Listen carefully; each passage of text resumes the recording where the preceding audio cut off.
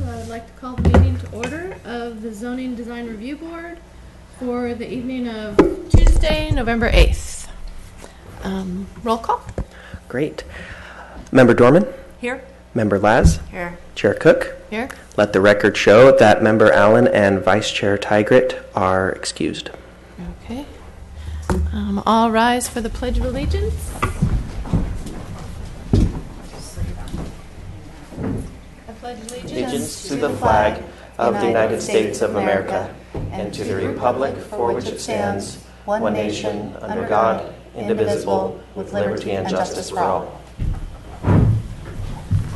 Thank you. Does anybody here on the dais have a change to the agenda or anything? Okay, would somebody like to make a motion to adopt the agenda? I move we adopt the agenda. And a second? Second. All in favor? Aye. Approval of the minutes. Does anybody have any comment on the minutes? I have a couple, if you don't mind. Okay, please. Under item 8, the first item, which is Bellagio Inn, down in the bold print at the bottom of the page. Sub-item 3, where it says concerns be expressed regarding sharing the FAR between properties. I would like to add concerns be expressed to council regarding sharing the FAR between properties, and if the other members are amenable, adding so concerns to be expressed to council regarding sharing the FAR between properties and preservation of the vineyard open space known as Track 3. Because I think we did discuss that, and that was Yes, part we of did. it. I'd also propose that we add a sentence that says staff noted that more detailed comments and concerns of individual members would also be conveyed to council, since I do believe they did that as an action item. Yes, they And did. then under, continuing under item 8, the Vintage Inn item, again, under the bold print motion, I think there needs to be an A before non-specific, be continued to a non-specific date. And then where the last line of that, to address concerns raised by the board, I would propose that we include the language including landscaping, lighting, and parking facilities to give some idea of the 3 top concerns, as I recall it, that we discussed. I agree. I'll make a motion to make those changes. In a second. Do you agree Second. with those? All in favor? Aye. Okay. Super. Thanks. Okay. Is there any public that would like to make a comment on items that are not on tonight's agenda? Okay. We can go through that. And we will move to the public hearing for item number 16966, Washington Street Design Review for exterior remodel and modification to the site, circulation, landscaping, and open space use permit, master plan sign amendment. Doesn't say who for. For the Yountville Brewing Company. For that address. Yeah. Before we begin this item, I need to make a statement, Madam Chair and Member Laz. At this time, I will recuse myself from hearing, discussion, and deliberation on this matter, as the same or related matters may come before me as a member of the Yountville Town Council beginning December 6, 2016. Yes, you are excused. And then that was just us. Okay.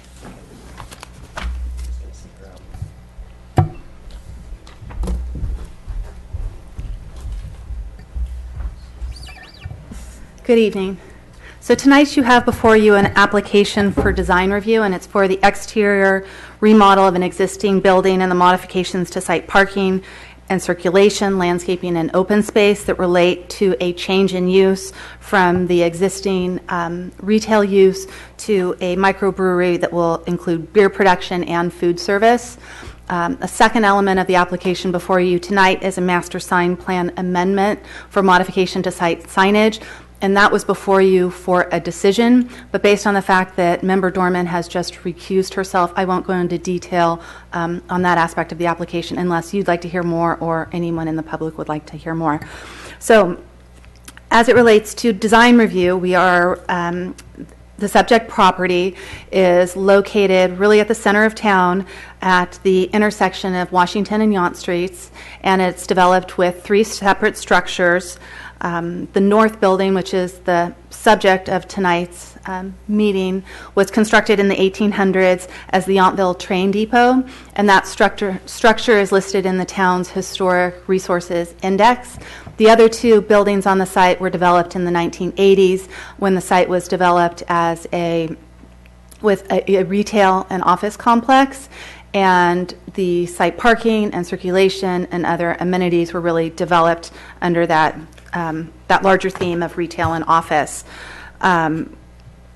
So I mentioned that the project seeks to adaptively reuse the historic depot, and what it would do is intensify the use from the existing retail to the proposed micro brew pub that has 12 bar seats, 24 indoor restaurant seats, 12 outdoor restaurant seats, approximately 300 square foot retail area, and then a 2-story beer production facility with affiliated storage. And so I have some photos here showing existing and proposed modifications to the building elevations, and there are really very few changes for the front elevation. They are mainly to enclose some chiller and other mechanical enclosure items on the sort of a central location in the south end, and then to construct new ADA accessible ramps to the main entry you see here on the left side of building, as well as one on the rear side. Oh, wait, excuse me. Those were existing and proposed. And these are existing and proposed elevations of the north and south elevations, and you can see the larger enclosure on the south side. The applicant also proposes 3 galvanized metal silos as part of the beer production use.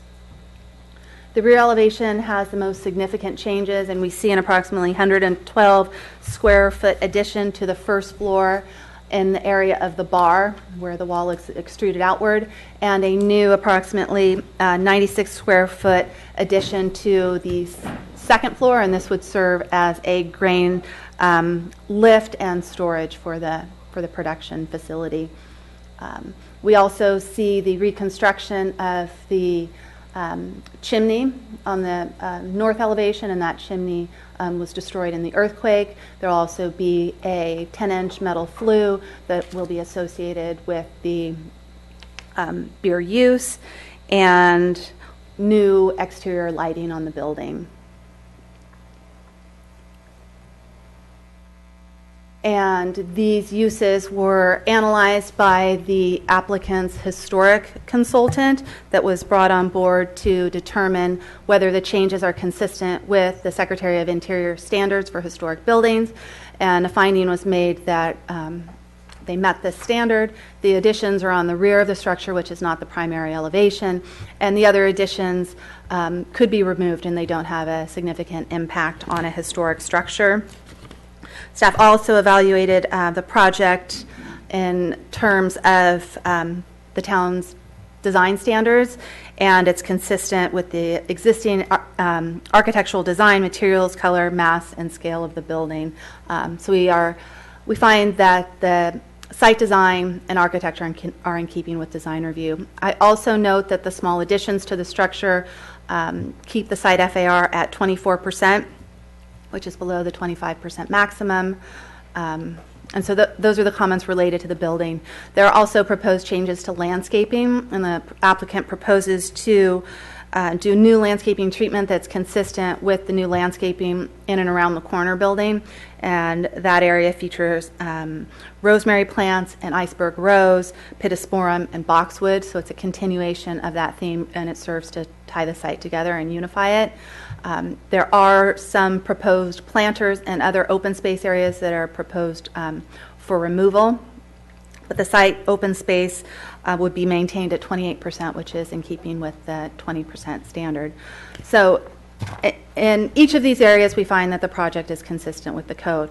Our main concern with the project relates to the parking demand that is associated with this use. And as I mentioned, it's an intensification in use from a retail standard that the project was developed as. And a retail standard has a parking standard based on square footage, whereas the proposed microbrewery has a parking standard that's based on the number of seats. And so more seats mean more parking spaces are required. And based on what is presented by the applicant, there is a deficit of 8 spaces in the on-site parking lot. And they retained a parking consultant to look at different options to change site circulation, to change the width and size of spaces, to relocate the accessible spaces, to find ways to fit more spaces into the lot. And they have a proposal before you tonight that we are seeking feedback from you on. It is a high visibility location at the center of town, and some of the solutions are more urban level in a response. And so that is why we are seeking some greater feedback. I will mention that existing properties in a town that is developed, their greatest challenge is probably parking. Because there's nowhere that they can go to find alternate parking, and so they have to look at creative solutions on site. And I do commend the applicant for doing that in this case. The solutions, however, are worth further discussion. One aspect of concern to staff is the aesthetic impact of these solutions on the heart of town. The vehicle stacker would add 5 spaces, and it would be located at the rear, in the rear parking lot. And the applicant does indicate that they can work with the vehicle lift vendor to have green screen and landscaping, provide some level of visual mitigation on the south and west elevations. However, that does not do very much to mitigate the view from northbound traffic on Washington as they approach the intersection with Mulberry, that has a good view of that area. If that area were more fully screened behind buildings, it would be one thing, but we have concerns and we're asking for your feedback where it has such a highly visible location. The other 2 solutions as to valet parking and the tandem parking for 6 spaces results in a stacking of vehicles and a high visibility of cars at the center of town. So that too is before you for an aesthetic discussion. All of these parking options require site management and coordination to make them work. They're not spaces that are independently accessible. The stacker needs coordinations between the upper and lower vehicles on the lift. The tandem parking requires coordination of employees for front and rear spaces, and then the valet parking for moving the vehicles. And a question is whether those operational constraints, or whether the constraints with that operation have been addressed. The lift is proposed to be shared by the same tenant, the upper and lower space. Staff believes it may be a better solution if the board is open to the lift to require that it be devoted to one business on site because of all the complexities of managing that.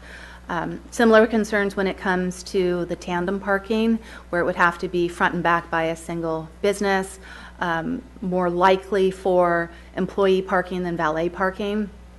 And then just simply the coordination for valet parking. And then the last concern is how all the uses on site as well as adjoining businesses use the lot and the impacts that they face. I didn't mention earlier, but 12 of the parking spaces in this lot are devoted to the use of the inn at the north end of the parcel.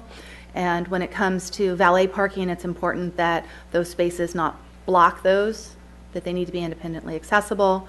And that the tandem parking, which is the 6 spaces, are very near to one of those units. So the impacts associated with the coordination of moving the cars, with the potential employee noise level at end of shift, all of those have an impact on the adjoining use. And then the use of the spaces have to be shared by all businesses on site. So if an employee space is designated, it has to really, it has to have all those businesses in mind to work. So we have the concerns as to the aesthetics, whether it can actually work, and then the concern for neighboring businesses and those on site. And as I say, that's our strongest concern with the project, and the applicant is here tonight seeking feedback to see if there's a way that the project can be modified or better parking solutions can be identified. I have included some discussion of the use associated with the brewery in the staff report, but it does not necessarily relate to design review, so I'm not going to go into specific discussion unless the board would like more feedback or clarification as to the use, or members of the public do as well. And I do note that use is very intricately tied to design, and that's why we're talking about it in such depth as to parking. So I will turn it back to you. Oh, boy. I have a... Oh, before you go on, I'm sorry. Yes, ma'am. We did receive two comments from the public, one from the Yountville Sun, which is a tenant in the building, and another from some residents here in town on Heritage Court, sharing their concerns with the project. And I did email these out to you earlier, but I'd like to provide hard copies. Yes, thank you. Do we read them into the record so that people watching get to see them, get to understand what the public comments were? We have tended to summarize them, to share them, but you are free to read them as well. Okay. How would you, who would summarize them? I could go You ahead want- and do so. Okay.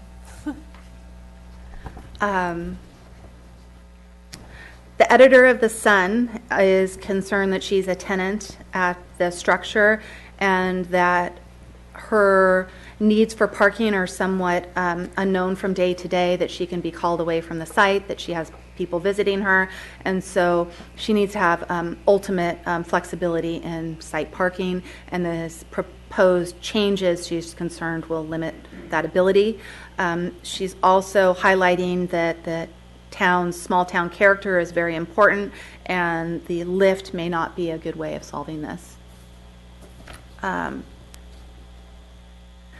The other comments also relate almost exclusively to parking, believing that the lift is a poor idea, and that the intensification of cars on site will make it so that it's difficult to use the site. There's also concerns as to noise, especially for the adjoining inn guests, and a belief that the use is inappropriate for the site. Mm-hmm. The letter from Sharon also mentioned trash. Oh, yes. That the current space is inadequate and filled to capacity 2 to 5 days before trash is collected. So with the addition of such a high density usage property, she would want that to be addressed. Okay. Missed that one. And that was not addressed in anything I read here? No. Anything about trash? Okay. I have a couple questions. So you're saying that the use, changing the use from retail to the brewery, they need to add only 8 spaces? And that includes employee parking?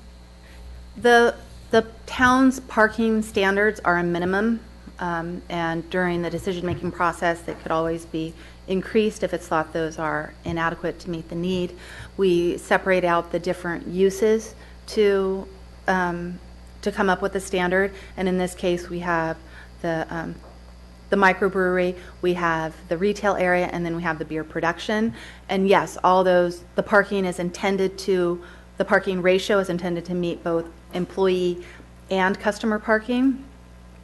Recently, staff has been requiring businesses to park half of the employees on site, and as this project moves forward to council, there would be a requirement that we identify an employee parking zone. It's not mentioned in the staff report because I don't think we've found that location. If any of the options to solve parking do not move forward. Okay, in the conditions of approval, it says that 10 employees shall be required to park on site. Oh, I suppose I did add that based on the applicant's representation as to a number of employees for all 3 of the businesses on site. Oh, so that's for all 3. Everybody. Okay, I had another question about delivery and incoming product and outgoing product. Do you want me to direct that to them when we get to that stage, or do you have those answers? Where? They've indicated that deliveries will access the site. It could be the front lot or the rear lot. That grain deliveries are intended to occur in the morning before this business is open, Yeah. but some of the other businesses may already be open, and that spent grain will be removed from site on the 2 brew days each week, and that would occur sometime in the afternoon. Well, there'd be 2 grain deliveries per week and 2 spent grain deliveries, and then restaurant deliveries. Are there general rules for delivery for restaurants in town? Deliveries are to occur on site to minimize Not in the street? as much as possible on site to minimize on-street circulation. We have some areas where they don't have lots that can be pulled into, and we have an impact, so we do endeavor to include those on site. Are there hours or number of trucks or size of trucks or any of those kind of limitations? Those can always be conditioned on a project. Okay, Yes. okay. A question with the one-way access, is that going from the northern part, this south? Right. So And then where does it? let me go? just give a little more explanation. Yeah. When the traffic consultant or parking consultant did the study, they came up with 3 different options, 2 of which did this one-way circulation. It came in at the Java Hut side of the property at the driveway to the marketplace. Because the mouth of that driveway is so close to the stop bar for those going onto Washington Street, they identified that the queue backup could be significant, and it would cause vehicles coming from Washington to make the left-hand turn, so it could create traffic impacts. Additionally, it would, at the end of the lot, it would enter back onto Washington Street and in place where we have on-street parking, so it would eliminate on-street parking spaces. So it was looked at as a solution, but rejected because it had some issues. Did you have any other questions of staff? Okay. So we move to applicant and architect comments, right? Yes. And then public, okay. Okay. Somebody like to come up and say something? Good evening. Yeah, that's on. Yes. Okay. Thank you, Board, for your time this evening. Thank you, staff. My name is Tom Blackwood. I'm the Director of Retail Operations for the Blase Collection. We're here tonight for review of our Yountville Brewery project. It is a very historic day, obviously, with the election. And I appreciate everybody's time this evening. I know our minds are definitely in other areas, but it does show that politics really are local, and we're here today locally to listen to this project, or present our project, and look forward to hearing feedback from neighbors and citizens of Yountville. Our end goal here is to do what's best for everybody involved. I think in our short time as members of the community, we have shown ourselves to be good members, and have been more than willing to work with everyone involved and to address concerns as they arise, and we will continue to do so on this project. I know we may not necessarily address or have solutions for every concern this evening, but our goal is to eventually address those before we do get to town council.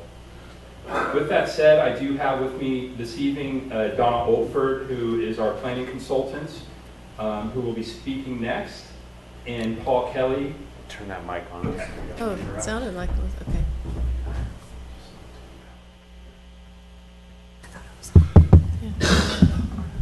Okay. Oh, yeah, much better. And Paul Kelly, our architect on this project. As mentioned by the staff report, we're here to review the whole brewery project, basically from a design review standard, to look at the building and parking, but also lighting that we've proposed for changes on the outside of all of the buildings for the whole complex. Our end goal has been to elevate the location for everybody's enjoyment and for the visual aspect too. Our goal all along with the parking issue has been to be very creative and to find solutions that work for all involved. We have suggested a number of ideas, as mentioned by the staff, and have really narrowed those down over the last few months to what's before you. We do look forward to feedback on those plans, and we do hope to address your concerns and community concerns so that everybody considers the Yountville Brewing Company to be a great addition to the town of Yountville. So with that said, I'd like to introduce Donna Oldford to talk about our project a little bit more. Okay, Thank you. thank you. Good evening, members of the DCRB staff. My name is Donna Oldford, and I am planning consultant based in St. Helena. It's a pleasure for me to see all of you tonight. It's been a while. We're here to listen tonight. We are very eager to hear your thoughts on solutions. I've appeared before you for 2 decades now, often on Chef Thomas Keller's projects and also on the Washington Square project for Hillstone Restaurant Group. And so I'm very familiar with the challenges that the town has and the importance that you place on the parking, and the fact that it's going to take some creative solutions over time because there is an economy of space that I think everyone actually values as part of the character of Yountville.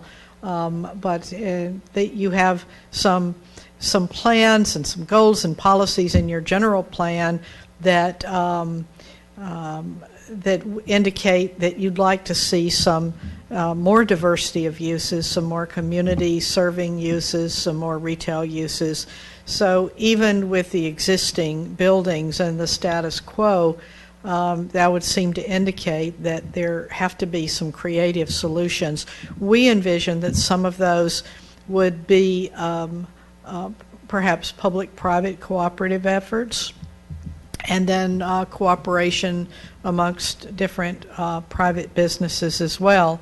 And so we are really devoted to being an active and constructive voice in helping find those solutions. I think the brew pub is an interesting new use in Yountville, and it will help foster support for some of the other uses that aren't necessarily part of this project. But we are solutions oriented. We want to emphasize that. We do want to maintain the character of Yountville. There would be no point in being here. This is not a use that is incompatible with other uses in the area. And in terms of concerns about noise, visual impact, both from the standpoint of the facilities that are being discussed tonight and the perception of the project from Washington Street. I remember working with Chef Keller and French Laundry on the Inn project, and one of our primary focuses was the fact that Washington Street really is your main street, and that you want to maintain the the Main Street character there. So we're focused on helping that objective too. So again, we have Paul Kelly here tonight. He has been our architect on the project. We did not invite the parking consultant to be here tonight because, again, we're here to listen to your concerns, to concerns that the public might have, and then we'll take those back after tonight and regroup and respond to them. But you'll notice us taking copious notes rather than trying to respond to every point or maybe even every question. So if you feel strongly that you want that answer from us tonight, please say so, because otherwise we're taking notes. Okay. If there are no questions for me, I will introduce you to Paul Kelly, who will go through our design quickly. Okay. Do you have Thank any you. questions? Any questions? Thank you. Thank you.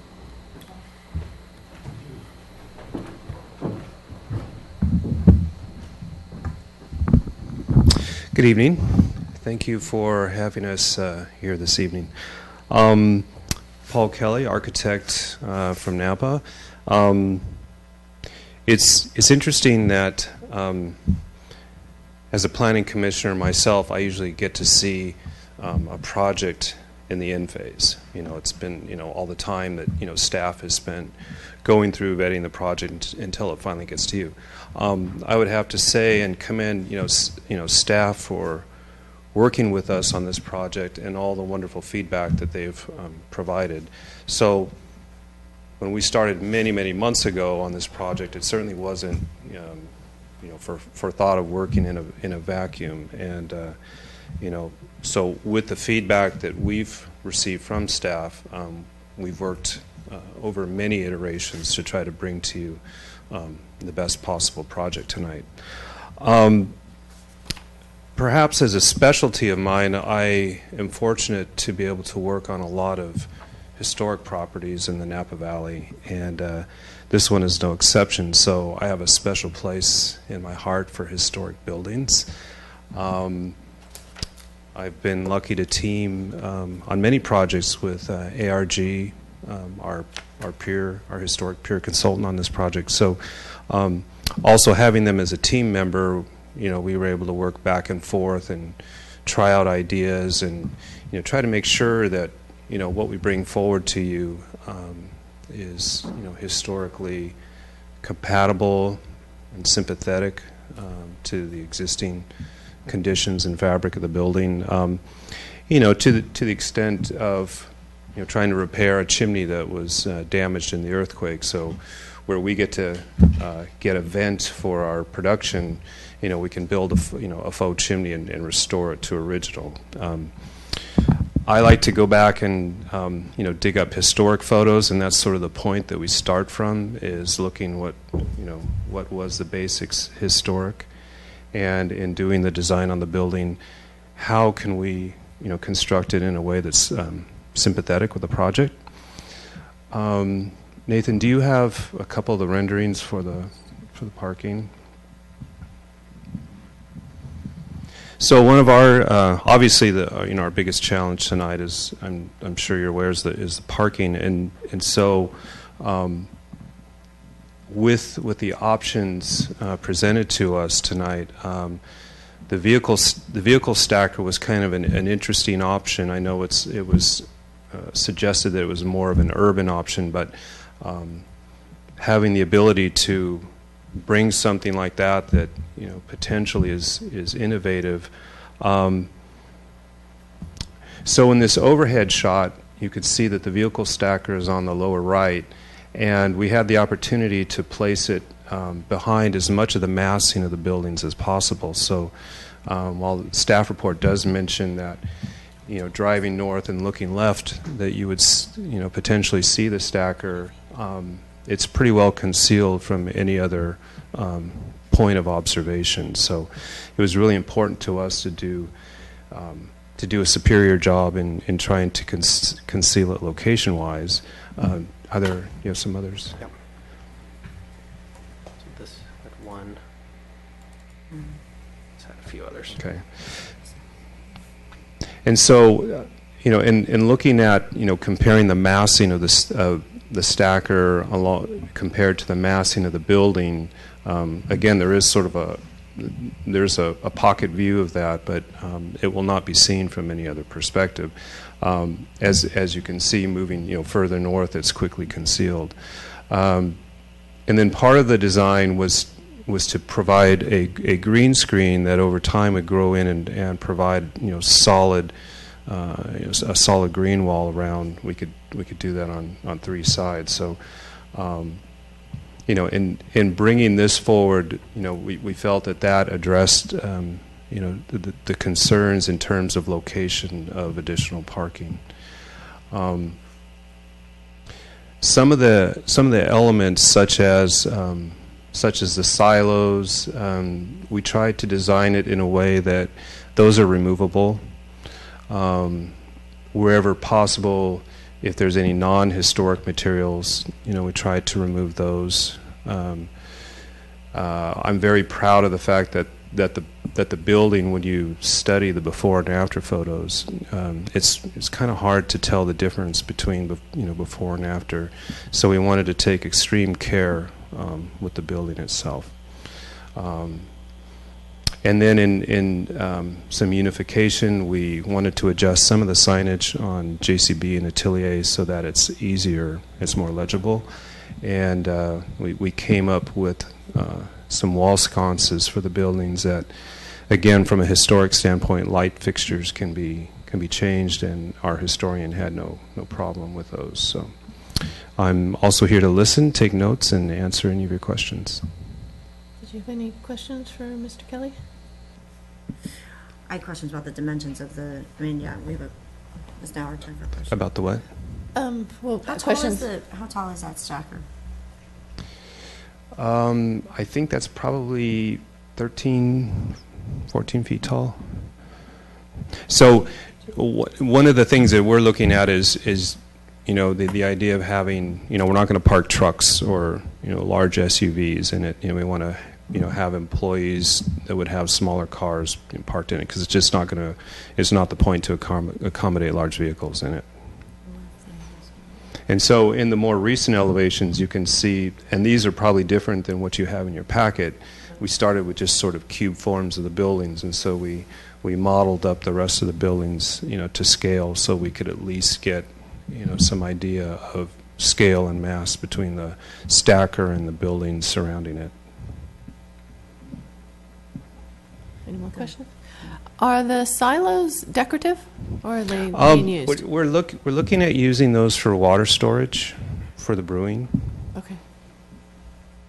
And you And they're not attached to the building, so they can, that they don't affect it historically. both you and Mr. Blackwood mentioned lighting, and I don't see anything in here about the lights or the fixtures. Did you want us to look at those? These didn't make it into the packet. Oh, I'll okay. pass these around now. Or they're shown here too. But they should show on the elevations. That Yeah, you yeah, have they in are the shown on packet. Just elevations. the Tiny, tiny. detail was The not specification. provided. Yeah, where It's they here. are, but I didn't see anything of what they look like. Okay.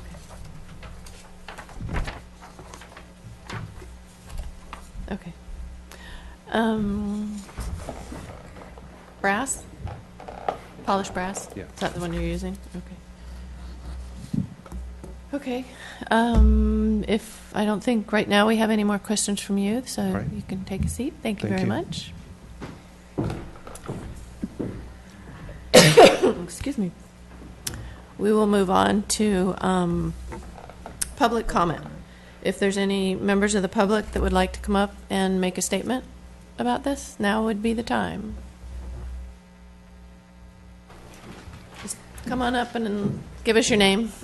Hi, my name's Lori Jones. You can pull that down. There you go. Hi, my name's Lori Jones, Okay. and I own the Napa Valley Railway Inn. Oh, excellent. And so my concern, of course, is the parking and the noise and the proximity to my building and the deliveries and the trucks and how that's going to impact my guests that are there because of the hours of the day that the trucks would be coming in and backing up, and the a lot of times they have that beeping sound coming. So the hours that those trucks would be coming in and out, the times of the day. And from my understanding is it's going to be staff that would be mostly parked in the parking lot, the tandem parking under our rooms. And of course, if the brewery closes at 11, then they're going to be out there at midnight, and if one's in front of the other, they're going to be kind of, hey, move your car. And I've worked in restaurants and that before, and it gets late, and you don't think about that there's guests there in the rooms right there. So I have a lot of concerns about the noise and the parking. It's already very congested. My guests come in and they don't have a place to park the way it is, and so we give them little stickers when they put on their dashboard so that they know. So it's already a problem. The parking's already a problem, and then I see that they have 2 cars going to be parked behind my spaces that I would have to go get a valet to move those cars for my people to come in and out. So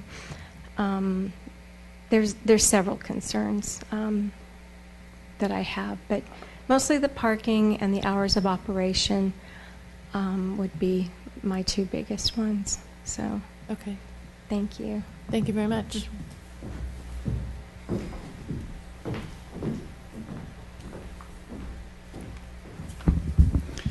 Good evening, members of the board. My name is Kevin Block. I'm a partner in the law firm of Meyer Block in Napa, and I'm here tonight representing Lori and the Railway Inn. I have 6 points that I would like to offer for your consideration in no particular order. First, I want the board to know that Lori and I met with Tom Blackwood on August 29. We reached out to him. We initiated that contact in order to share some of Lori's concerns, parking, noise, and the other things she mentioned, in the hopes that the applicant would listen and would make adjustments in the project to accommodate some of those concerns or mitigate them. And I'm sorry to say that I cannot find a single example in the project presented to you tonight that addresses anything that was said in that August 29 meeting. Number 2, the staff report says that this project is exempt from environmental review under CEQA, and it relies on the existing facilities exemption to CEQA. That is fundamentally used for interior remodels of existing structures. It does not apply whenever there is any enlargement or intensification of use. And of course, we can all see the intensification of use here, and the staff report is very forthcoming about the intensification of use. So that CEQA exemption does not apply, and I don't think this project is exempt from CEQA. In fact, this project would have benefited greatly, and you, the decision makers, would have benefited from at least an initial study, if not a more detailed environmental review, to look at some of these issues we're discussing tonight in a more systematic or more scientific way. Number 3, the proposed parking scheme interferes with the exclusive parking easement belonging to the Railway Inn. The Railway Inn has an easement for the exclusive use of 12 spaces on the property. And on the theory that a picture is worth 1,000 words, I've prepared a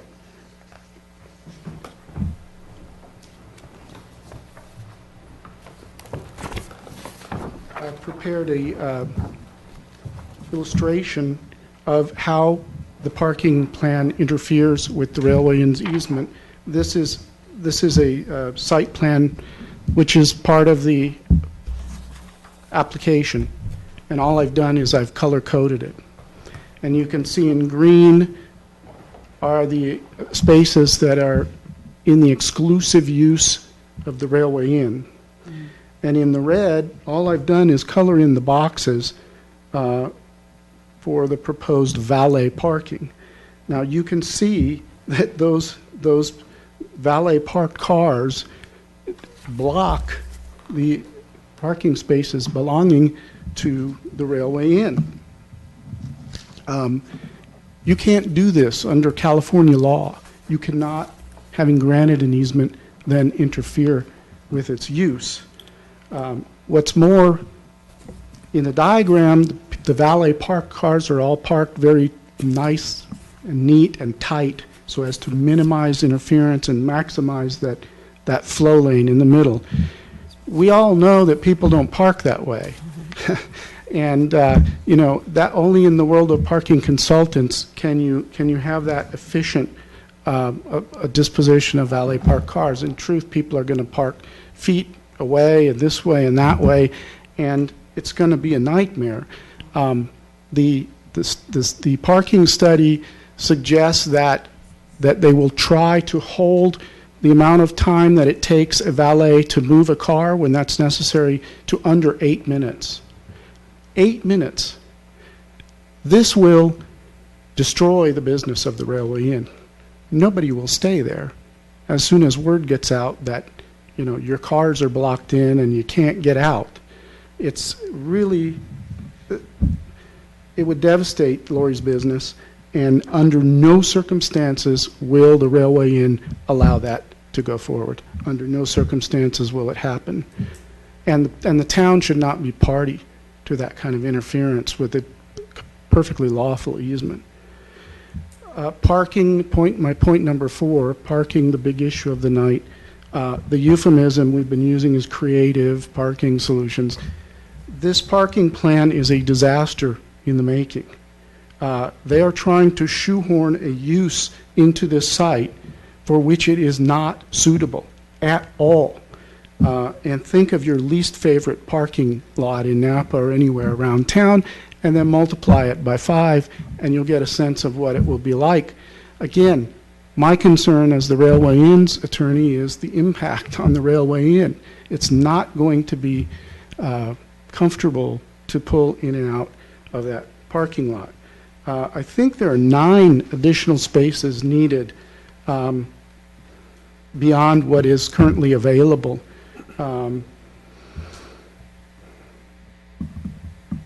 The parking consultants really pulled out all the stops to try to squeeze an additional 9 spaces out of this site.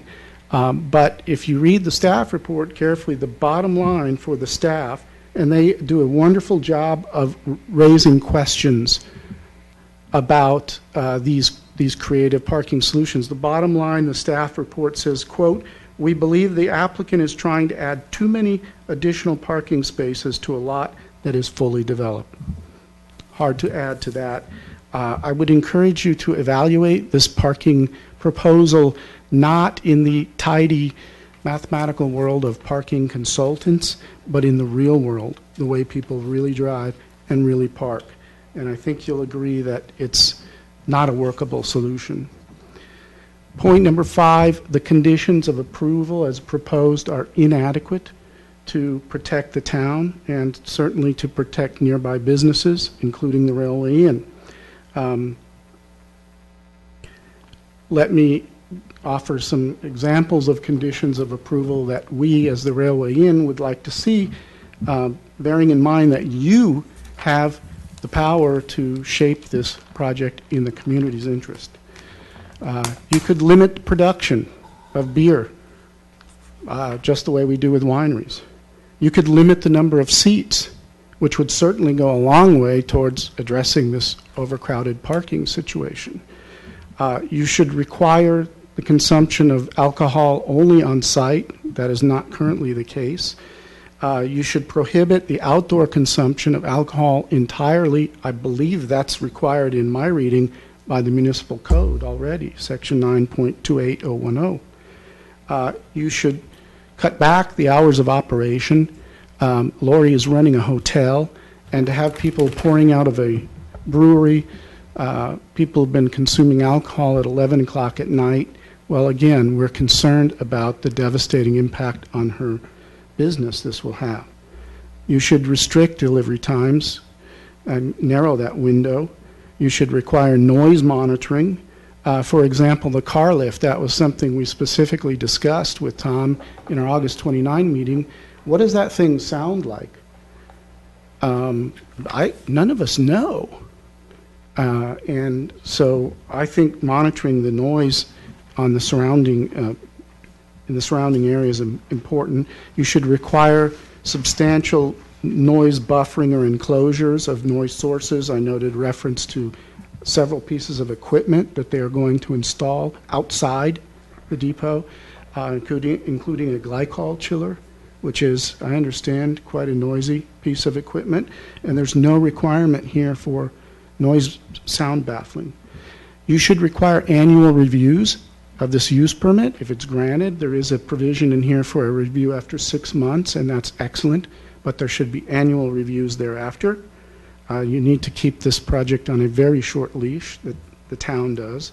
You should require all employees to park on site, and you should require at least 2 valets to be present at all times if you are inclined at all to support this assisted valet parking notion, which I hope you are not.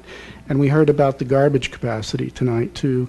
That is easily addressed in an appropriate condition of approval. So there's a ways to go on this project and regulating it in the interest of this community. And finally, my point number 6, this brewery use is fundamentally incompatible with nearby businesses, most especially the Railway Inn. And I submit to you that it's incompatible with the Yountville brand, if you will. This is a gateway location to the community, and it's going to be one of the first impressions people have of this town when they come in.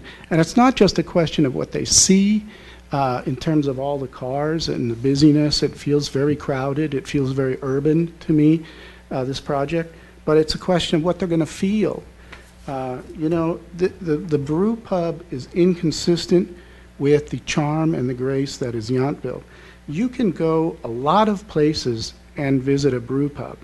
People come to Yountville for the things we all know are special about this place. And a brew pub is just not one of them. So I encourage you not to allow the erosion of the town's reputation and its image for lifestyle. That image is important to the quality of life, to the people who live here. It's also important to the economic health of the community. People come from wide and far to experience Yountville, that charming town you all live in. And a brew pub is simply inconsistent with that image. Thank you. Okay, thank you very much. I see one more member of the public. Did you want to say anything? Okay. Then we will close the public comment section. Did you want to make any comments back regarding EIR or CEQA or anything? Or? Well, our evaluation of the CEQA exemptions is that there are many exemptions of a project like this, which is reuse of an existing building, those that allow small additions, even for infill. So we believe it's a valid exemption. When a challenge is raised such as this, it's often best to go ahead with an initial study and to take that safer route. Yeah. And what would trigger it? Just, concerns of noise and sound and parking and all those things together? Right. Okay. All of those are chapters, let's say, of an initial study. There are, let's say, 15 different chapters on all sorts of environmental impacts. Okay. And, the noise, the odors of the brewing, impacts one of my on parking, questions, yeah. all Me of too. that. Okay. When it comes to the conditions of approval, he noted a lot of items that will be included when the project moves forward to council. This is design review, so conditions are meant to address design impacts. Those are definitely items that are use related that will be included within a proposed resolution to council. Okay, good. Thank you. Did you want to start with some comments? Yeah, It's just you and me. No, you can go. Thanks. Or you want me to? Doesn't matter, I'm concerned about the use. As for the design review of the project, I think they've done a nice job of retaining the historic values of the building and keeping it looking that way. I don't mind the addition of the silos. Those speak to what is being proposed. So I'm okay with those. I'm okay with the small additions and changes to the outside. Color? Did we talk about color? Not yet? Okay. And I don't mind the lighting, changing of the lighting. Those all seem fine.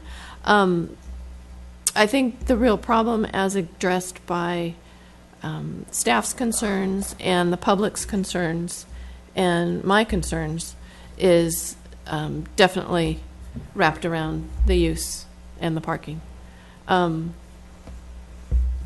Though it's nice, my thought is that though it's nice to have something other than a tasting room, and a brewery brings in kind of an interesting addition, it's yet another alcohol serving facility instead of retail, which we don't get to call that, but I'd prefer more retail in town. But parking, I think what they're trying to jam into this building that then leads to all the parking problems is not appropriate. I think that the Stacker Parker is very, very urban and not at all what Yountville calls for with its rural character and just the character that Yountville has. And I know that at our last meeting when we were talking about Vintage and Villaggio, we spoke extensively of our concerns of what the front court parking was going to look like. And that the last thing we wanted to see was a lot of cars right up against the sidewalk. And this sort of stacking cars vertically above each other, even as if it is in the back, it's still very obvious, and it's raising a lot of red flags for a lot of different people. And then double stacking cars behind each other right on the street just looks like a auto row. And that's something definitely that we don't want to see in Yountville. So I think really that it's kind of tied to the change of use, but the change of use is causing this, and I don't see this jamming in cars in all kinds of places as the solution. I think the solution is more to go back and put in the building what you can that fits in those parking spaces instead of vice versa. So those are my thoughts. Karen? I agree with you.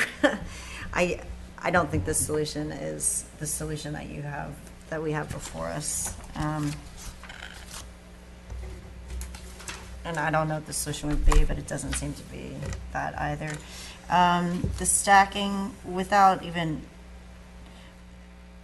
there's too much that we don't know to say, okay, yeah, let's do it. We're not really even sure about the height. We're not sure about the mechanisms of it, how loud it is. We're not sure about who will actually be parked. We say, okay, it'll be split up between businesses. That just doesn't even make sense. I mean, if you're on the top and you need to go home, and I mean, what do? You reach out to the other 4 people below you and ask them to move. I mean, I don't know how that all works. Or you need something out of your car.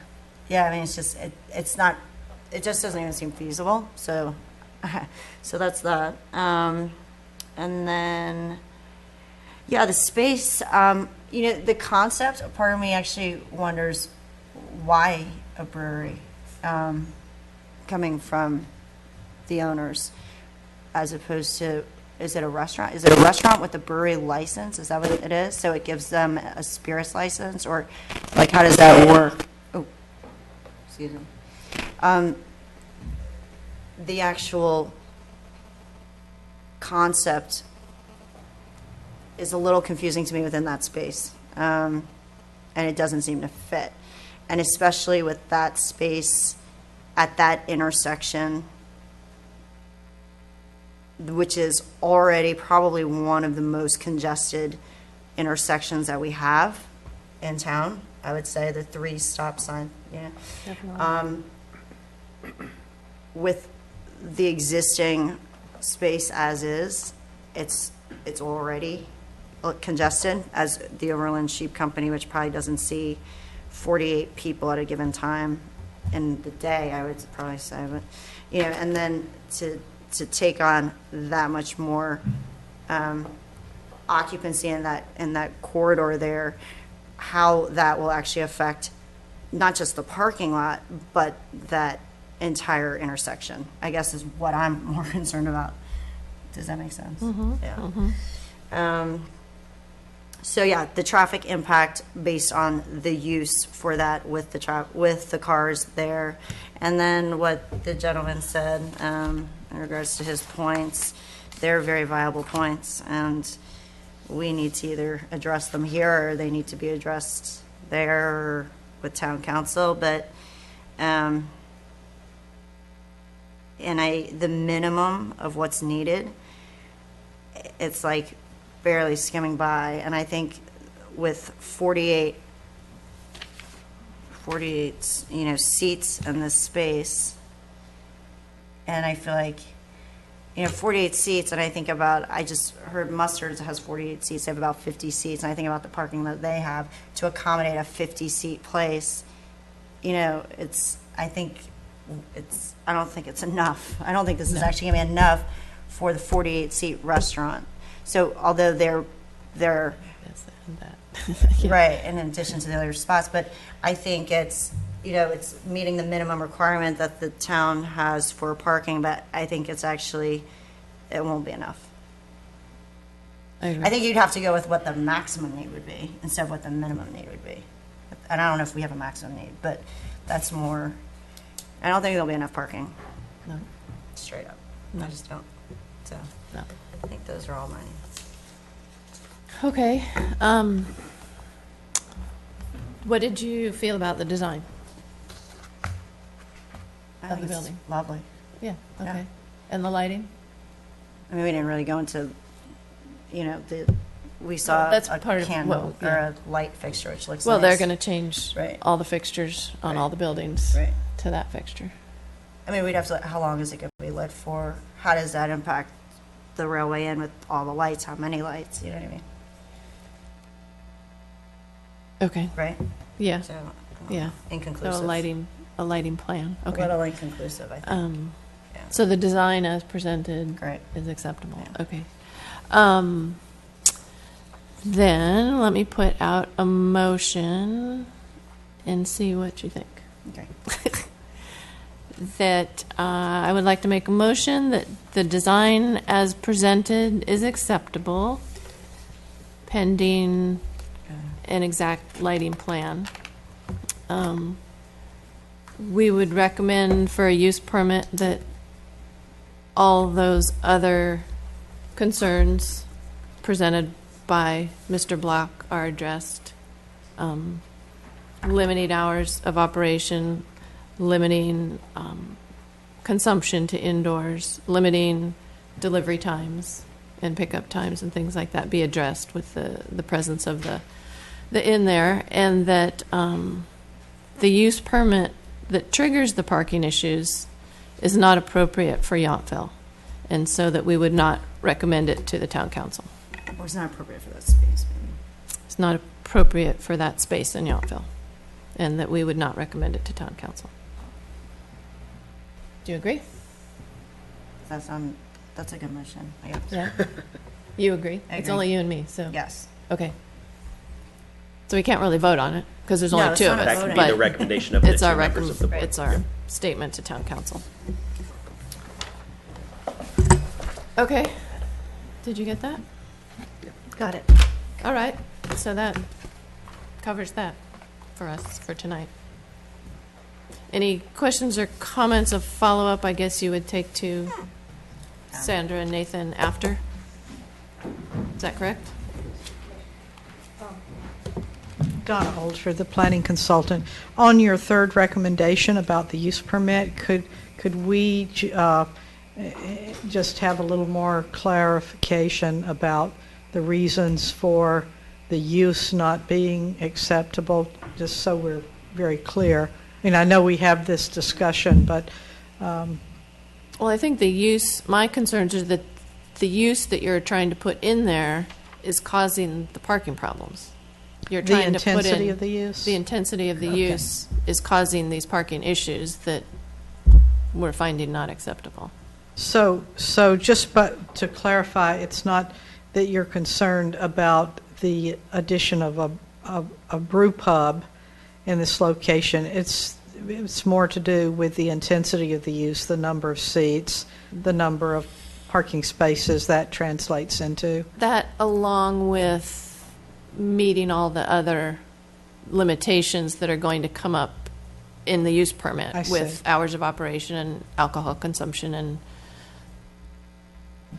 things like that. Okay, so then we're basically looking at all of these conditions of approval that Mr. Block mentioned, and we'll be discussing those with your planning department. But I just want to make sure that we're not looking at a recommendation that says, no, we don't think a brew pub fits in Yountville. I think part of the idea of the brew pub that we don't really know about is volume, like how much. I mean, because there was a restaurant down in Napa that had a brewery license, and they made it was a nominal amount, but it got them their liquor license, and that satisfied the ABC permit, it satisfied the town permit.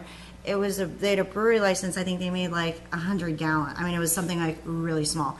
What kind of brew pub is this going to be? Is it going to be making 20,000 gallons? Is it making 2,000? Is it making 200 gallons? That all impacts the usage and the volume, the intensity of that space. So that has to be defined. It's somewhere, some not here, somehow, that should be probably defined, because what that will impact is how often are they having to let out the grains, how often they have to deliveries, that all. Right. It's a I domino understand. effect. Then we right? have some homework to do to just define what the level of production is as it translates into It's intensity like of someone use. saying we want to get a winery license and we're just not really sure how many gallons we're going to make. It's like, okay, we'll approve it with, hopefully you won't make too much. Yeah. So that's the kind of stuff that I think needs to kind of get.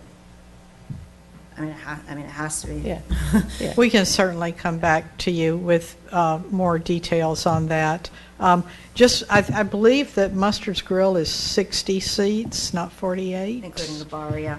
Yeah, So they it's were 50 plus quite a bar. bit more than that for a long time, as we all remember. Yeah, But they lost, I yeah. think in their use permit, there's 60 seats. Okay, well, that helps us out. And did you have any further questions of us at this point?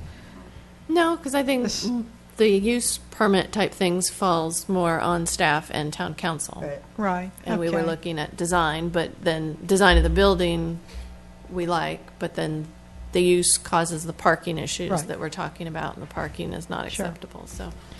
Well, we appreciate that you do like the design Mm-hmm. and that the reuse of the historic building has been done well. Nicely done, yes. So we'll certainly take your comments into consideration and discuss those with your staff, and we'll regroup and come back with something that reflects your concerns and the concerns that have been expressed by the neighbors too. Okay, good. Thank you for your time very and your much. efforts tonight. Thank you. Thank you, Sandra. I'll go get Member Dorman. Okay. Sorry, I just wanted to add one more thing to the record. Tom Blackwood. I do appreciate the comments and feedback from Mr. Block. I do want to note on his exhibit that he presented that he's highlighted 14 parking spots and not 12. Also within that, if we do look at the easement, I believe 2 of the spots were converted into a single ADA parking spot, and so there's actually 11 parking spots dedicated.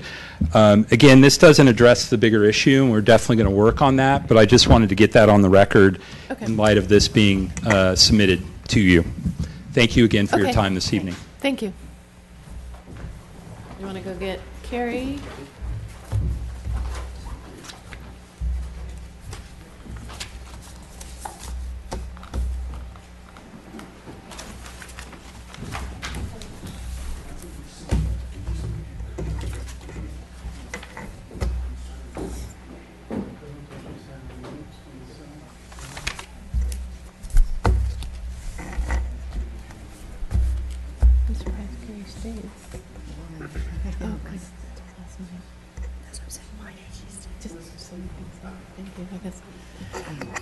Meetings?